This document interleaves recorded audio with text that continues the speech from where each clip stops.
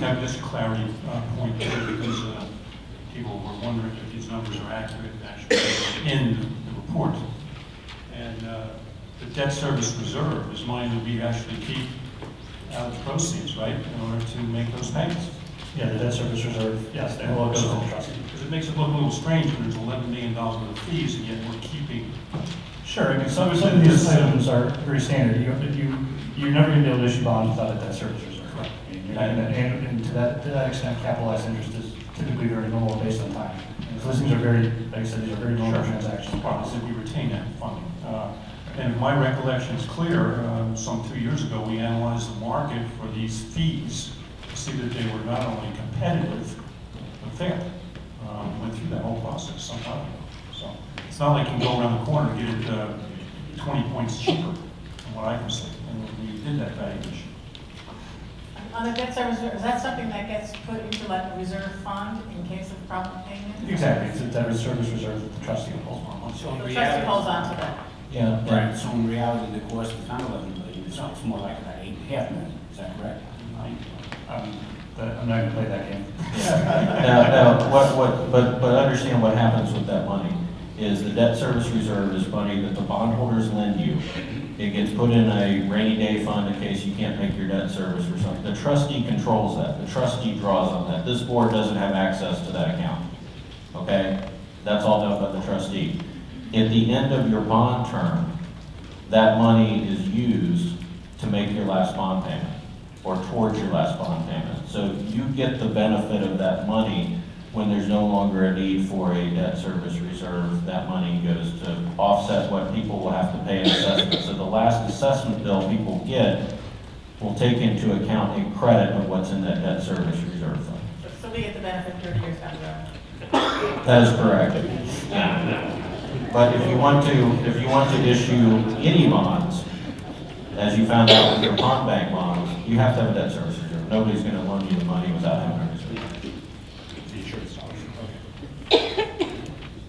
Okay, are there any other questions regarding the assessment methodology? I have a few.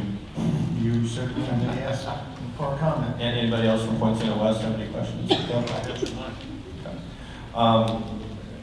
Kevin, in your professional opinion, did the land subject to the amenity assessments receive special benefits from the amenity improvement plan? Yes. And I'm going to ask you a series of questions here dealing with the types of benefits. And just ask after each one if you could signify by, if you say yes, that means that in your opinion, that you agree that the benefits to the assessed property include the statement that I've made. Okay. Is it your opinion that some of the special benefits include ownership and control of the existing facilities and the programming of the same by the residents, which results in increased use and enjoyment of the benefited properties? Yes. And do the special benefits include additional recreation facilities in the amount of an estimated $11.2 million, the scope of which is to be determined by residents, which results in increased use and enjoyment of the benefited properties? Yes. And do the special benefits include the reduced need for personal recreation facilities and equipment, which results in increased use and enjoyment of benefited properties? Yes. And do the special benefits include reduced cost of ownership of the amenity facilities due to the district's exemptions from state sales tax, some local property taxes, and sovereign immunity limits on liability, which results in lower cost of operation of the facilities and a decreased O&M assessment lien on the benefited properties? Yes.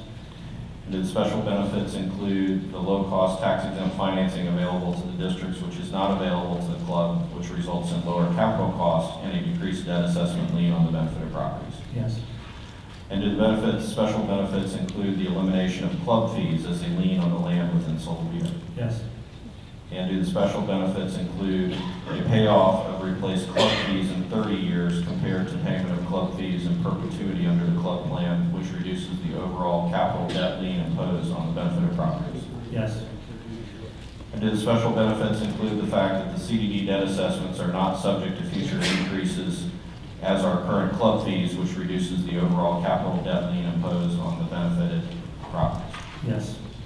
And do the special benefits include the ability to refinance CDD debt assessments in the future, resulting in potential additional savings to residents, which reduces the overall capital debt lien imposed on the benefited properties? Yes. And do the special benefits include the developer's payment of CDD debt and O&M assessments on their lands, which fees it is currently not required to pay under the club plan, which reduces the need to assess benefited properties to fund those amounts? Yes.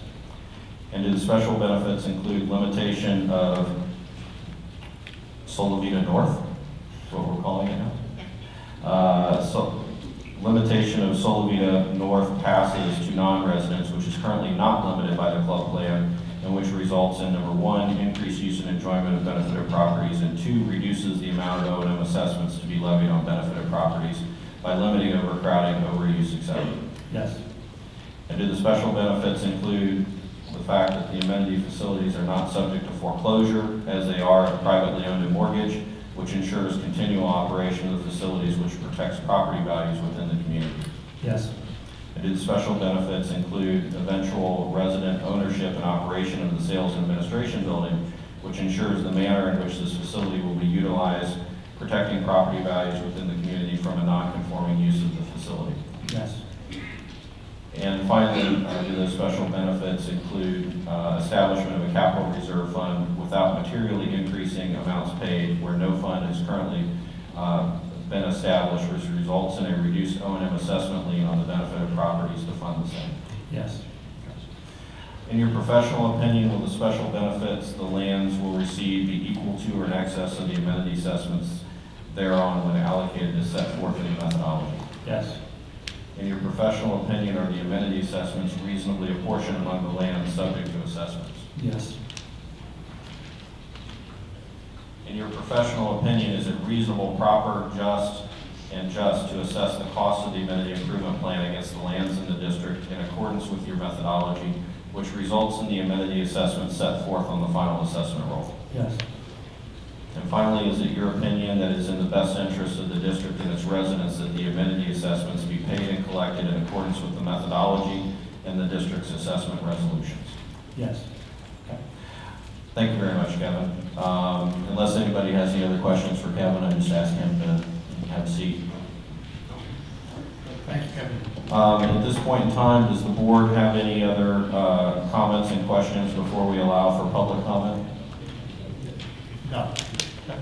At this point in time, we would allow for public comment for the assessment hearing.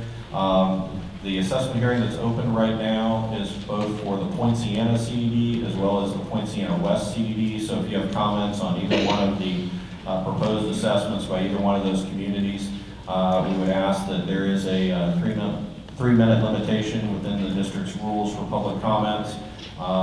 We would ask that everybody also abide by the resolution that the board has that limits disparaging and personally insulting information, and provide the comments that you wish to have heard during this public hearing.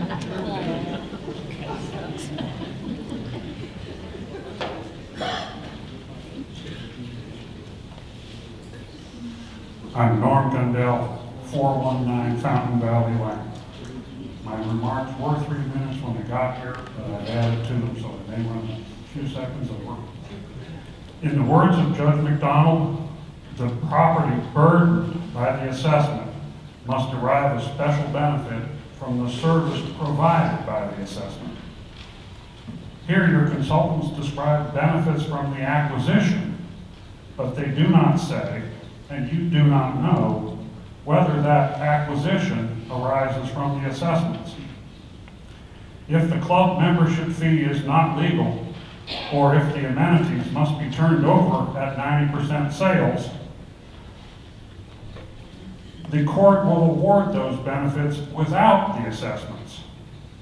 You would not need to levy these assessments. You do not know now, when you propose to vote, whether the club membership fee is not legal, or whether the amenities must be turned over. You don't know. None of you is a lawyer.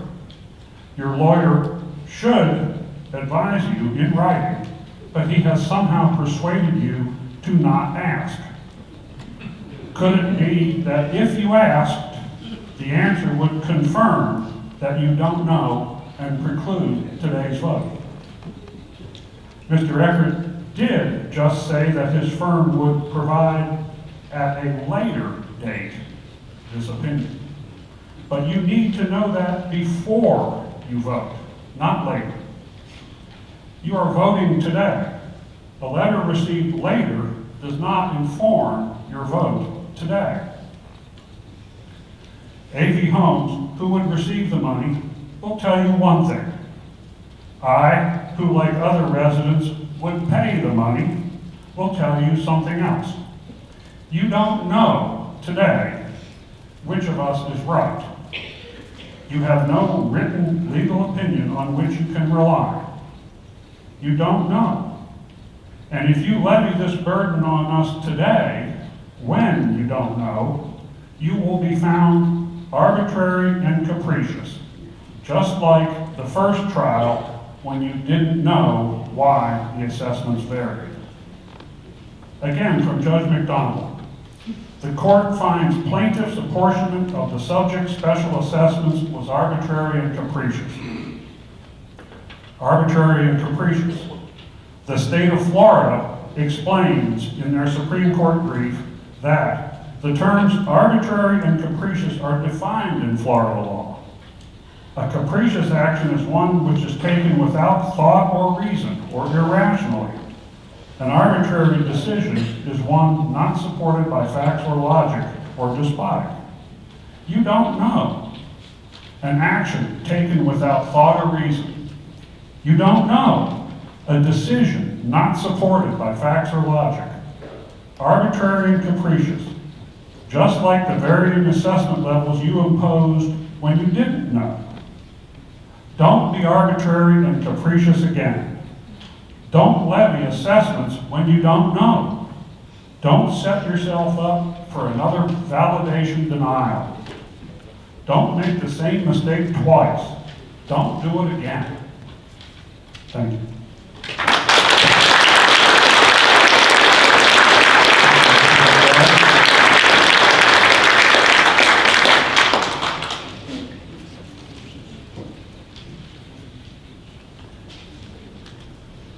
You hear me?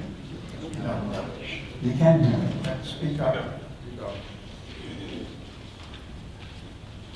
Mike, I think we could have said. No, you have to speak up, Mark. They can't hear you. You can hear me. Can you hear me now? Mike's too far away. Put it up to your mouth. You want me to keep this thing? All right, I'll stick it in my mouth. How's that? Is that better? Don't hold it like this. Hold it like this. Well, say that again. Just like that. Hold it like this. Hold it like this. How's that? Okay. I'll stick it in my nose. That's Mike, you could have saved us that embarrassment. He could have stipulated all of that instead of asking those questions, but that's another matter. I think you're right. You cannot ask questions, only comments. Because if we ask the question, who is going to give an answer? Well, so if I ask the question, it's only rhetorical. I am not asking the question. I'm only being rhetorical. This document, this letter says that I called the meeting today, and it says, you will hear testimony from any interested party, that means me, as to the propriety and advisability of the amenity improvement plan, as to the cost thereof, or the manner of payment. Well, payment looks like it's gone up $2,000 from the $15,101 that was in the previous methodology plan. $2,000 doesn't mean much. Okay? But now, as to the value thereof, I don't know whether there's any one of the board members who can tell me the value of the amenity improvement plan. I haven't heard that anywhere. Haven't heard the number anywhere. The question is rhetorical. Does any board member know the value of the amenity improvement plan that you're going to spend $73 million for? You don't know the value. It could be zero, Or it could be made out of gold, you don't care. You just spent the $73 million, but you don't know the value. Now, I will ask, does any board member, rhetorically, know the value? If you do, please speak up. Any board member, speak up. Don't sit there mute. Tell me, you know the value, or don't you? It's not rhetorical. I can't hear you. Then it's not rhetorical. Rhetorical. Well, think about that when you go home tonight. All of it. Thank you.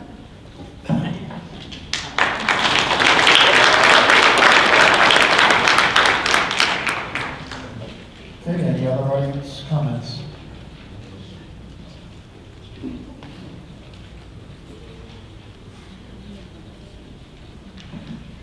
Hi, my name is Carrie Zolat, 390 Treviso. Can you hear me? Okay. First of all, I'm not familiar with what you reterm Solivita North. And when I'm finished speaking, if someone could tell us what that's all about. I have no idea what Solivita North is and how it impacts who we are here in Solivita. That's number one. Number two,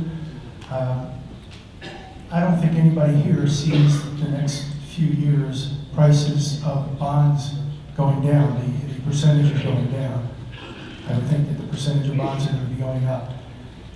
And if anybody knows anything about bonds, just a small tick in the bond market means a lot more money to us. So if we're going to do this, my suggestion is that we get on the stick and get it done and make sure that everybody here understands the values that it seems like we're talking, and I know you asked a lot of questions of Kevin, and a lot of it went over my head, and I was trying to pay attention. If we could see it in writing, what the costs are, what the potential financial income will be once we do take over the amenities. I see we've taken into consideration reserves for the 17-year-old facilities, and I think that's important. Everybody, if not, then we should be looking at that. We have 17-year-old buildings. We have a lot of repairs and additional things that are going to be coming up, and I was hoping that there would be a reserve in there for that. Thank you. Thank you.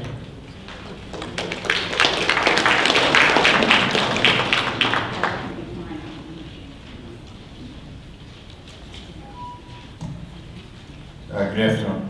My name is Tom Paul, 1357 Delmar. This might be related to the question that was just asked, but I'm really confused, all right? We were told we're gonna get 11.2 million in bonds, but the cost of bonds exceeds the amount of what the bonds are. I would have thought we'd get some kind of a breakdown and show us how we come up with that cost to 11.2. If members of the board, when we conclude the public hearing process, then if you'd like me to make a couple of comments, I can at that point. I'm trying to track some of these issues. Okay.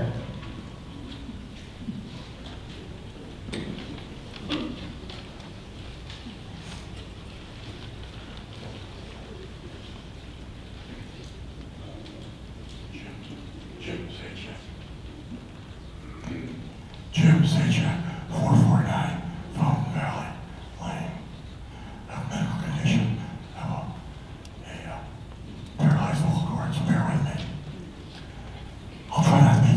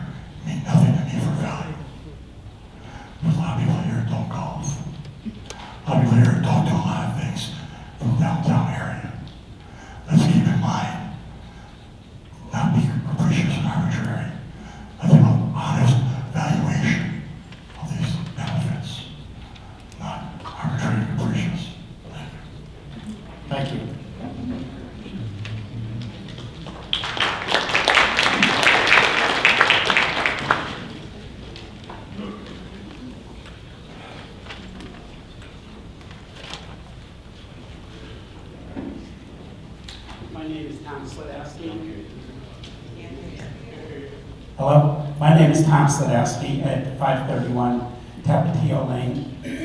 And I think that why most of us are here, or what our concern is the value, just as others have said.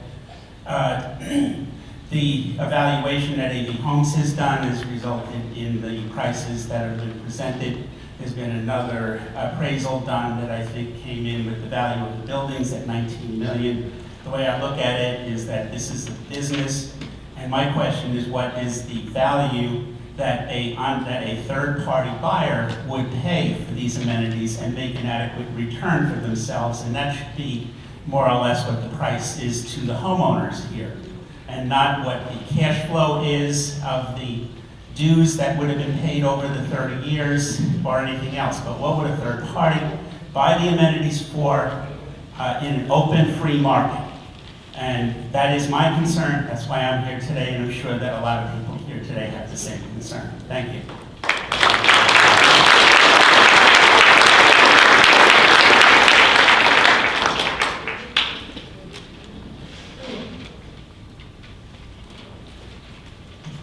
Hi, Pat Musto, 832 Pacific Ridge.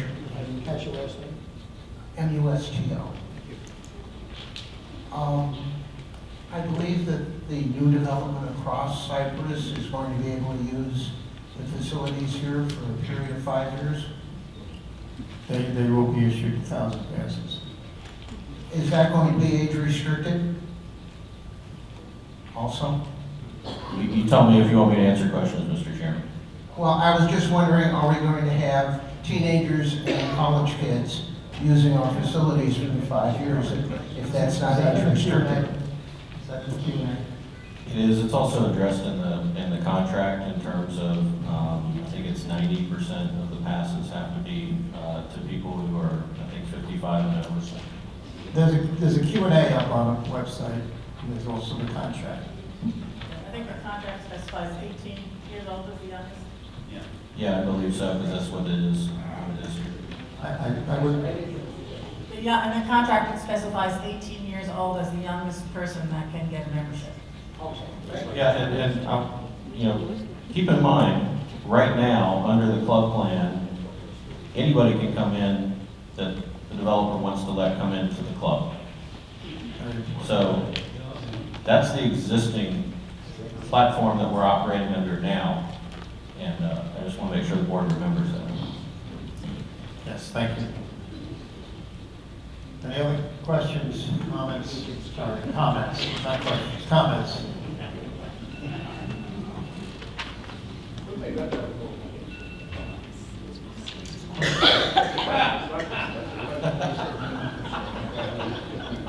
Hi, Tony Barrett, 213 Treviso. You mentioned the benefits of the thing was the elimination of club fees, but the bond issuance is a finite number. Where does, if they're permanently removed, are they going to come back as a different type of fee? I mean, there's salaries, equipment, maintenance, I know there's music contracts, movie contracts, all those different things. So it is a benefit at first, but I'm thinking somehow it'll come back, that there'll be other fees attached. Or does the 95 million eliminate those club fees permanently, and they don't come back in a different guise? That's what I was concerned about. There will be O&M. The O&M has to be. There's O&M now, there'll be O&M. There will be O&M afterwards. There'll be debt fees and O&M. Right, so then, is that another way of saying, yeah, your club fees are eliminated right now? You have a club fee now, you have an O&M now. Okay. After the transaction, there'll be a bond debt, and there'll be an O&M fee. The current club fees that you do pay include a membership fee plus an O&M fee. There'll be the same structure. There'll be a bond debt fee and there'll be an O&M fee. You're just paying it differently. Paid in a different format. Yeah, I guess that's where I'm trying to wrap my head around. I don't know if, like I'm paying 182 a month right That's now. two parts to that. It's two parts to it. Two parts. So part of that will go away permanently. No, it goes into your, I the bonds will cover part of that, your only will be part. How could that be a benefit? They're saying it's a benefit I would because it encourage- goes away. members of the board, I would encourage, this is why we don't get involved in a lot of, but I would say that the answers to all your questions are on the Q&A that should have been posted on the district's website in terms of the financing transaction, in terms of what fee replaces what fee and how long things continue. So I'd encourage you to take a look at that Q&A. And if you can't access the internet, just have Bob send that to you. Talk to Bob Conkar after the meeting, he can send it to you. Mr. Senator, read that one again. And it's, was it poincianacdd.org? Or Poinciana West. That's correct. Hi, Barry Taylor, 213 Da Vinci Pass. One thing I haven't heard lately, and I don't know what the status is has the due diligence on all the facilities been completed as of this point? And I know this isn't really a question and answer, but I just haven't heard anything about the status of that.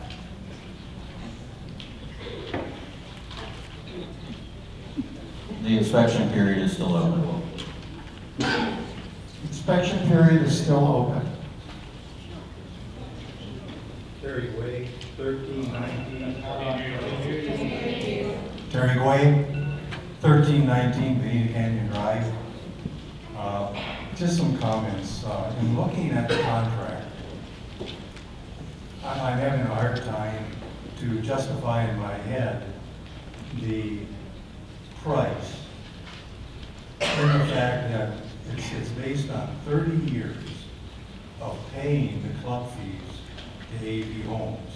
When I look at the fact that we're going to be built out in approximately 4 years or 5 years, and also they've already collected 16 years of club fees, and as I understand it, that's basically been taken as pure profit. So that's just a comment on the, on the price. The other thing is, it was mentioned about that the CDDs will take a hit if the interest rates rise. And when the contract was first signed, I brought up to people here in the front and said, as time goes on, the current trend in the bond market is raising interest rates. And I felt and I was assured that that was not going to result in any increased costs to the homeowners. That the terms in the contract were going to be adjusted, and essentially it would mean that the price that we were going to be paying would be less. So again, that's a comment. Another comment is, in the overall contract, it has the homeowners paying the complete cost of a new recreation center and a new performing arts center. As I look at that whole thing, it's going to benefit AV Homes as much as it's going to benefit the homeowners, in that they're going to use that as a selling tool. They're also going to use that in regards to this new construction. So just my comment is, I would hope that they would pay half. I would hope that it wouldn't all fall on us.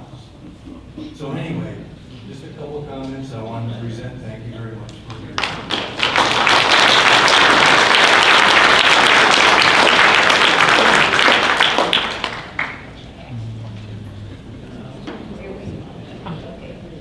I'm sorry, I have my notes.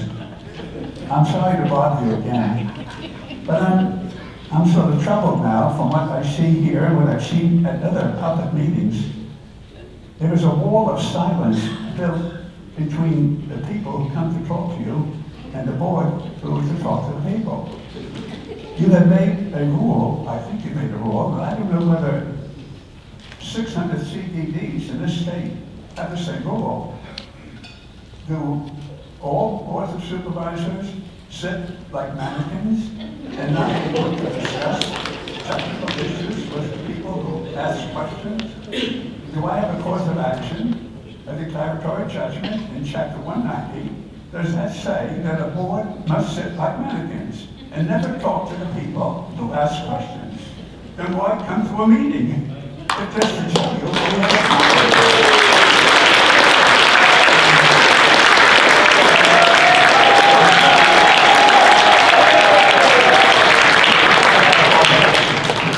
you can see that, Michael, there has to be a reason why this board has a wall of silence here. Isn't there any board member who is knowledgeable enough to talk? To answer questions? I guess you don't understand. Yeah, Dr. Kessler, you're actually litigating against the district right now as a party, and I've advised my client not to engage in conversations with people who litigate against them. I think you'll find that's pretty routine advice that attorneys give their clients, and under Florida law, I there's apologize. I don't understand what you're saying. A handicap is a handicap, okay? And I don't hear that well, even though you speak into the mic. Whatever the issue is, this CDD, unlike any other CDD, there's 600 of them, make a rule that you will not talk to the people, or that people can ask questions. Do you have that rule? That's the question. I'm stuck. I can't do anything without asking a question. If you have that rule, change it immediately.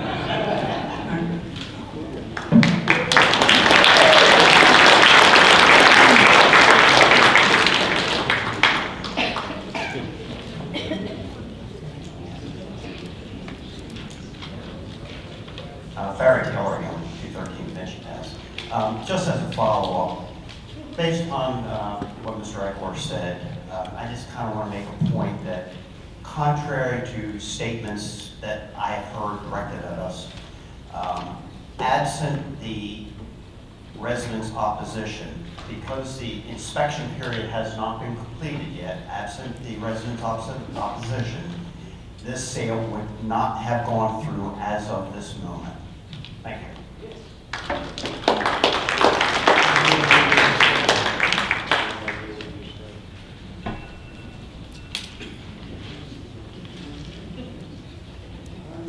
I'm new here,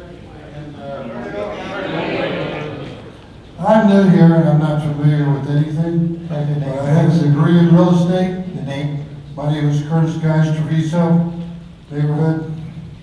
I have a degree in real estate, I've been to many HOAs, and I know I can't ask you a question, but I'd sure like to know, what is the purpose of all these people sitting here and talking when nobody is answering any questions?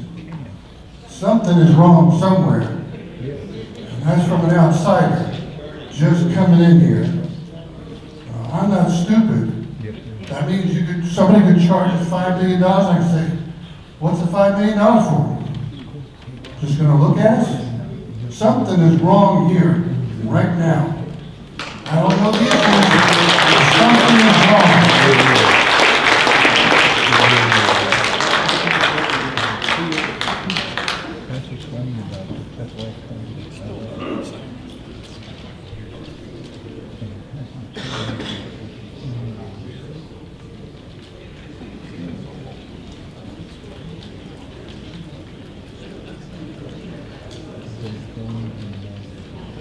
My name is Mike Stafford. 454 Fountain Valley Lane. I've lived here for 13 years. I practiced law for 40 years. And I don't like your attorney telling you not to answer the goddamn question. You don't know this, or the truth will sneak out. What a way to conduct a public hearing. It's a total farce.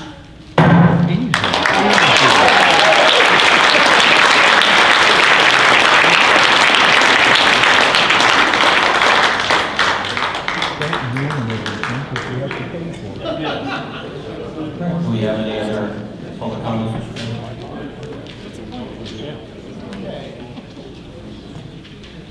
Being no other public comments?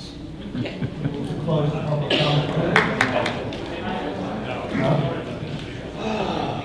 I want to just, Dr. Master. Sorry, your name again? Dr. Master. Just want to continue my so-called comment from earlier. Somebody's already mentioned. Hopefully this is better. Somebody already mentioned that if there are two parties in a transaction, there ought to be some give and take to arrive at the right answer, not just an answer dictated by somebody on one side.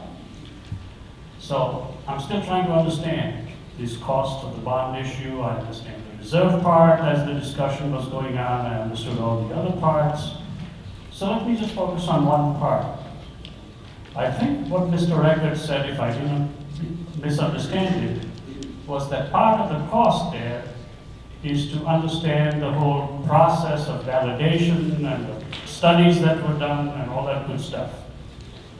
My understanding, and I just finally sold my house in New Jersey and moved here, so I haven't followed all this stuff as much as I should have. But from what I understand, a trial judge in Florida ruled that that was not the right way to do things. And so now you have a new process. Well, the old process was dictated to you by A.B. Homes. Why is the CDD paying for it, and why are we paying for it? It should have been picked up by the builder. If they picked the wrong methodology, the judge says so, move that cost over to somebody else. So that's basically my comment. The whole deal appears to be so one-sided that it doesn't make any sense to anybody. And whether you answer questions or not, it doesn't matter, because all you're going to do is answer questions in front of a judge. And that's a waste of our money. So think about that a little bit. I think enough people have said enough things. I don't want to add to that. And I think you're all well-meaning people. I don't think you're all idiots, nor are we all idiots. So hopefully we can get to the right point. Thank you.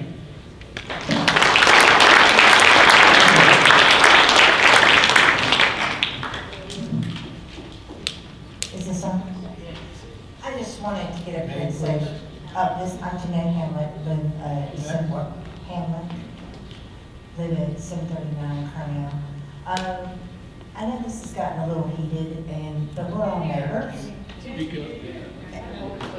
Okay, but we're all neighbors, and just to remember the season. And so I just wanted to say, as our neighbors, we do appreciate the work that you do.